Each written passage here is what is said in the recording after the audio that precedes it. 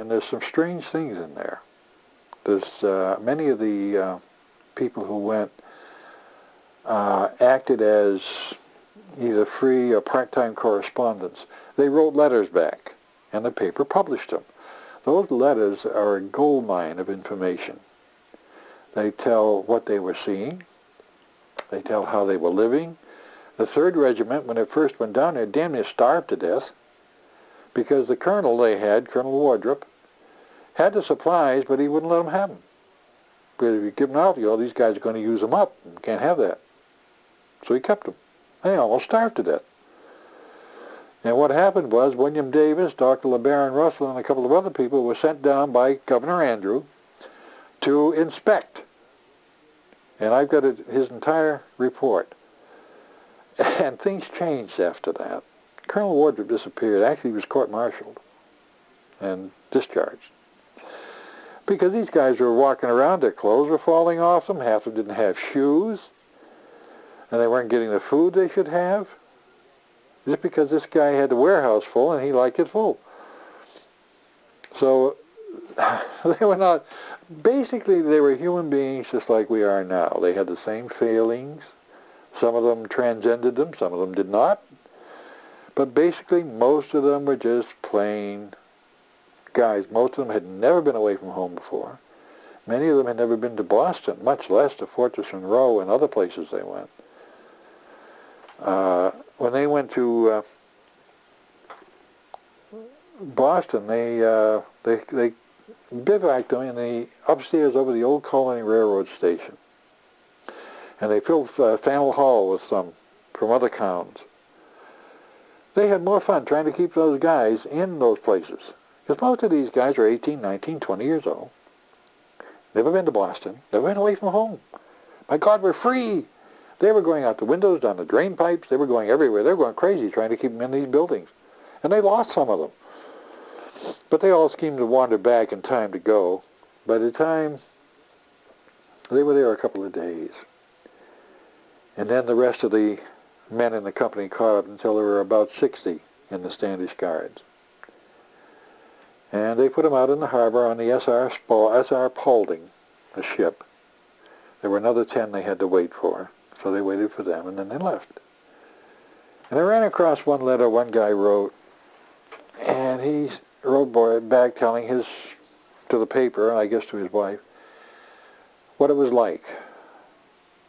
And I could see this picture so clear because he was telling about standing on the deck, leaning on a rail, smoking a pipe, and watching Cape Cod disappear in the distance.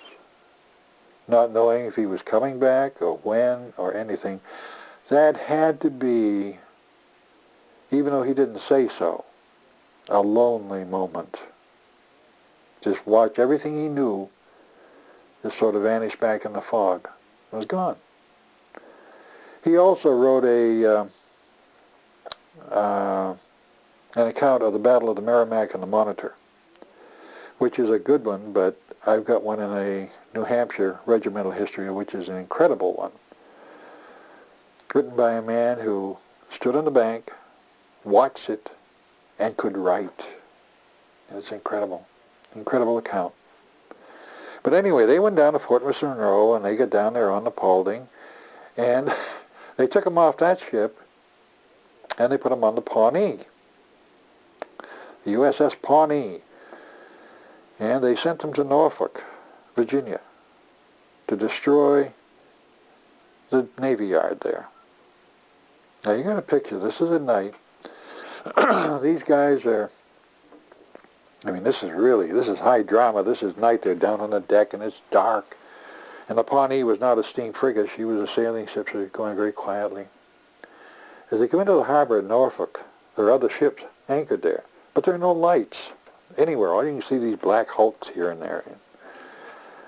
And there was another U.S. warship there. And they saw the ship ghosting in the dark. So they quietly stood to their guns, had all their cannon loaded. And somebody hailed this mysterious stranger. And they found out it was a Union ship. just before they were going to pour a broadside into her. About 5 minutes. If they hadn't hailed back with the right words, they'd have blown that ship out of the water, and the Standish Guards would have ceased to exist right then and there. Anyway, they got through. They started burning and destroying the Navy Yard. It was the largest Navy Yard on the East Coast at that time. And you've got to picture this, because these guys were basically untrained. They were a mob. And some of them were running out and dumping arms and so forth in the bay. Others were setting buildings on fire. Others were trying to blow up wharves, but the explosives they didn't even know how to use. But the thing that I got the biggest kick out of was one of the squads out of the Standish Guards, was sent to set the Merrimack, which is a wooden frigate, on fire, which they did. What they didn't know was there was another squad down that also had been detailed to open the Seacocks on the Merrimack. So it sank before it could burn. But it came back to haunt the Union as the CSS Virginia, or the Merrimack, or the Monitor and the Merrimack. But it gives you an idea of how really disorganized these guys were. A mob. And they did. They totally destroyed the Navy Yard. And of course they were afraid they were going to be attacked because they'd been told there was a regiment of Confederates in the area. There wasn't. But every time a dog would bark, everybody would freeze in the sweat. Oh boy. Anyway, they get back to Fortress Monroe, and then the next morning, that's when they were sworn in as federal troops. So when they went to Norfolk, they were state militia. They were illegal as hell. They were a mob. They had no legal right to be there. But it was war. So they got their baptism of fire. That was basically all the Standish Guards really got involved in. They were at Fortress Monroe until the end of July. They did not get involved in First Bull Run. They were involved in Fortress Monroe primarily to mount guns, to unload supplies. They did get into a couple of little skirmishes.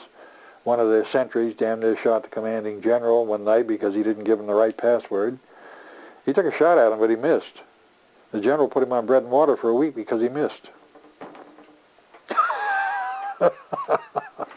The guy said he never missed again. But they were involved basically in preparatory work. They came home the end of July to a riotous welcome. The Robbins Brass Band met them again, and by this time Plymouth had organized a home guard unit to man two forts that had been built on Saquesh and on the Gurnet. So they marched to meet them. Again, the entire town, the young girls, what would amount to the Vestal Virgins, were there, all dressed up with flowers and everything else. A libation at the Samoset House, and speeches. And this is when the medal was presented to Charles Doughton. The medal was 2 inches in diameter, made of gold, with a silver border. And it was heavily embossed on both sides, and had a ribbon. And the commander of the Standish Guards was supposed to wear this on ceremonial occasions as a memory of their service. Well, the Standish Guards was disbanded in 1877, and most of their material disappeared, and the medal among it. And I have no idea. I would love to find that medal because I think that medal belongs here in Plymouth. I think it belongs in the library or in the museum somewhere because it's an integral part of the history of this town and its people. Who was it that presented that? Robert T. Hall presented it and made the speech. He was a leading light in those days. I think it should be here. If anybody ever knows anything about it, I would love to hear about it as to where it is, if it even exists anymore. It would be, of course, valuable as gold, but I would think a great deal more valuable as a relic of those times, as a memory of those men. The Standish Guards did suffer one casualty. 4 days after they came home, young Henry Pierce of Plimpton died of typhoid fever. and they had a full military funeral, the whole works, and I've got descriptions of it out of the paper. Most of them re-enlisted in one outfit or another. Several of them were killed, many of them were wounded, and some didn't go back at all. Charles Doughton re-enlisted in the 38th Regiment, and he was discharged in New Orleans for disability. Good time to show that material. Yeah, for disability, and he was discharged because they said he had consumption and he only had a few months to live. Now this was in 1863. Charles Doughton lived till 1918. Somebody was wrong. These we came across at a flea market.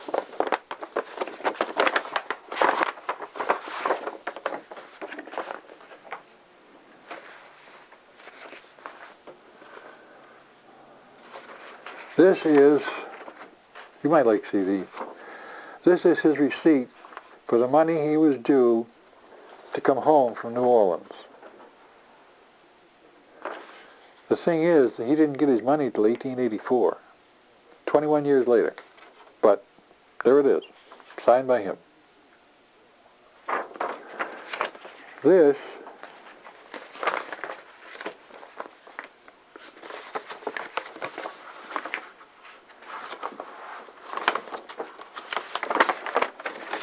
is Charles Doughton's commission. Let's see. The Justice of the Peace. This is dated 1865. This is the original paper signed by Governor John Andrew.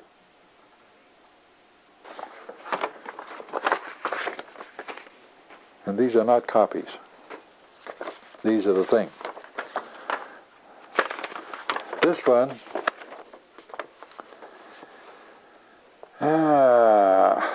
also Justice of the Peace, and this is dated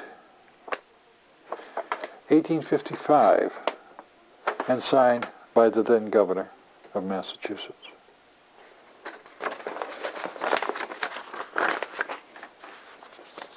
This one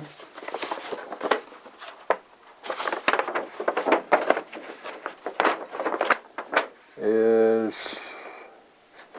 his appointment to the Board of Harbor and Land Commissioners. And this is dated 1900 and, let's see, 2. And again, signed by the then Governor with the state seal. I found these at a flea market. And the old lady had a whole bunch of documents and letters and everything. It's all piled in a box. And I went looking through, and this is what I found. These are the originals. How they got to a flea market, I'll never know. And someday, if I could be sure that they'll be well taken care of, I'll give them to the town. But until I'm sure of that, they stay here. And the reason I feel that way is I have a picture upstairs. It's a prang print of Andersonville. It and the frame it's in hung in the GAR Hall here in Plymouth.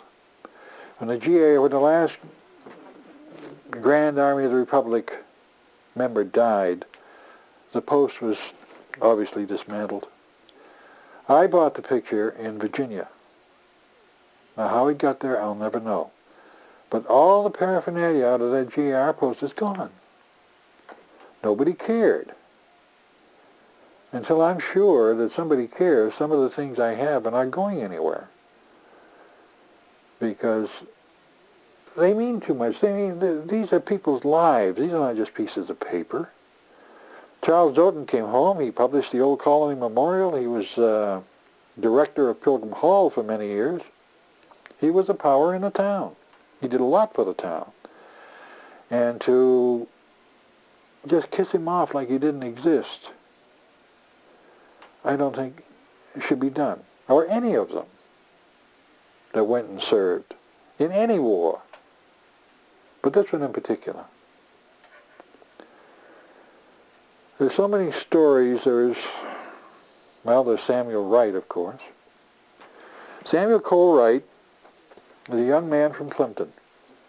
He enlisted in Sam Doughton's company, the 29th Mass, and he went off to war. As it happens, I have his military records. I also have a picture of him as a young man. And he was about 6 feet tall and very handsome. Good-looking guy. And as the story goes, when he found out that they were enlisting a company, he was plowing a field on his father's farm, which incidentally, if you go out Route 106 and see Sam Wright Estates, where they're building houses, that was Sam Wright's farm.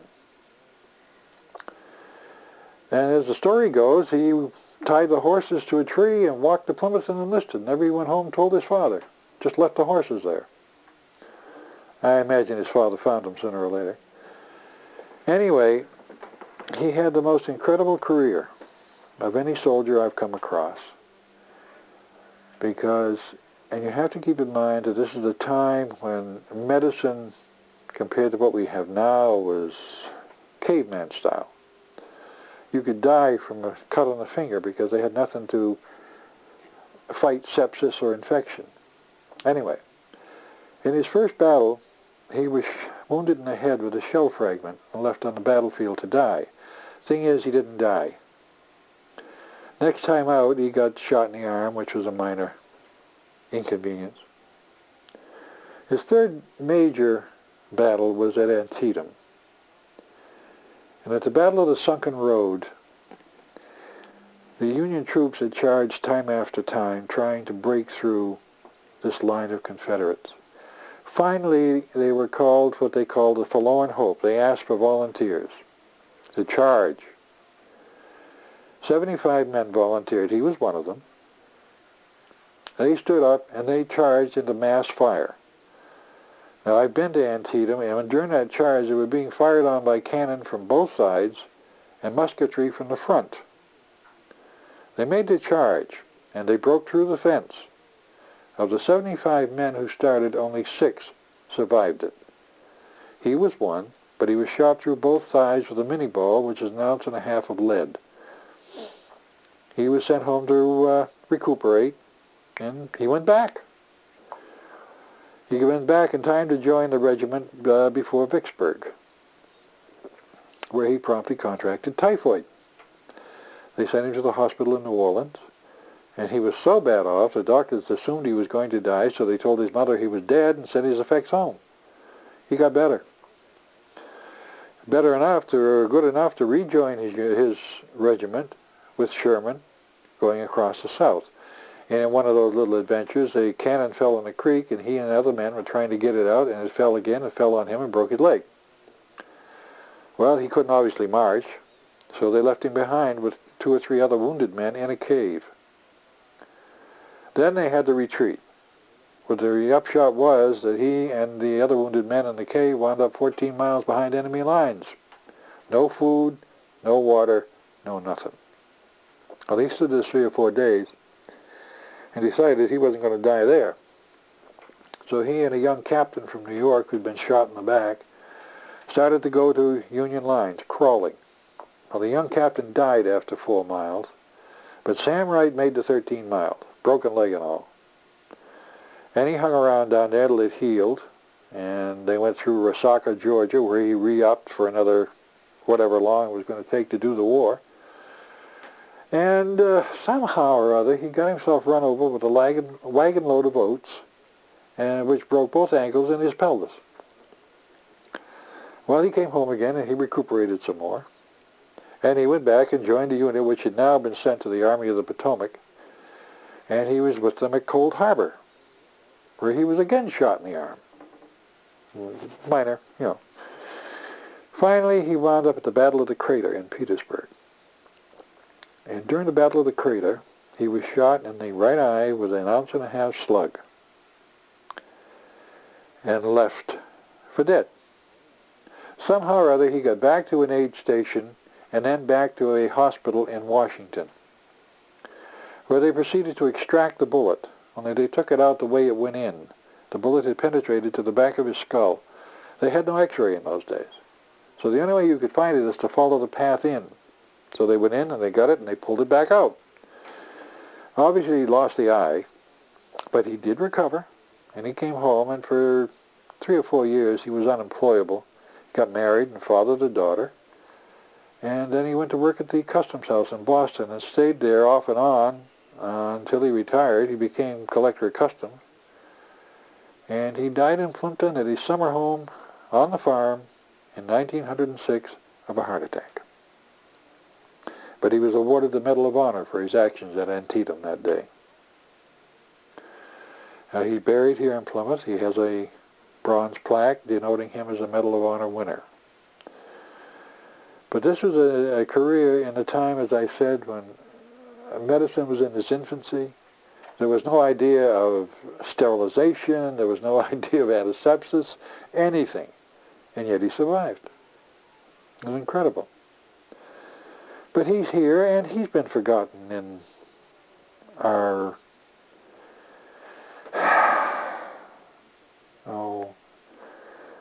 addiction to pilgrims, fascination with pilgrims. Here's the Medal of Honor winner, the only one I know of buried in Plymouth. And until we found him 5 years ago and got him his plaque, nobody even knew he was here or cared. I don't think that's right. He believed. After all the pain and torture and terror he went through, he believed. The man should be remembered for that. As should all the others up there on Burial Hill. You go up there are small white headstones. Those are government headstones. Every one will list a man's name and his unit in the Civil War. Every one of those men should be remembered because they believed. Some of them came home to find nothing. Others came home, today we call it stress syndrome from Vietnam. Some of those guys had it too. Some of them just never fit in again. Some did. Some had no problem at all. It's been that way with every war. Some of them didn't come home. They went west. They just vanished into the country somewhere. Some of them, their families never heard from them again. They didn't know whether they were alive or dead. They just never heard from them again.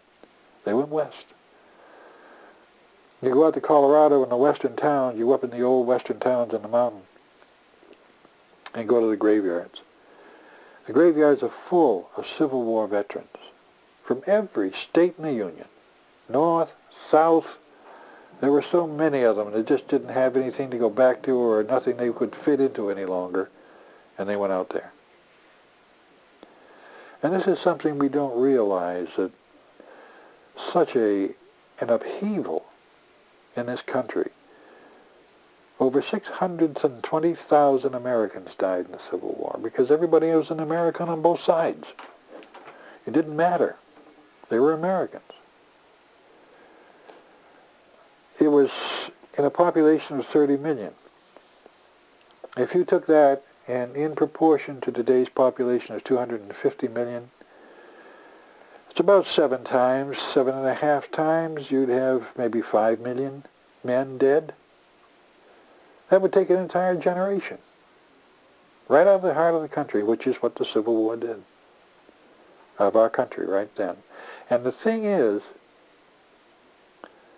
the North did not want the blacks up here. They were afraid they'd take jobs.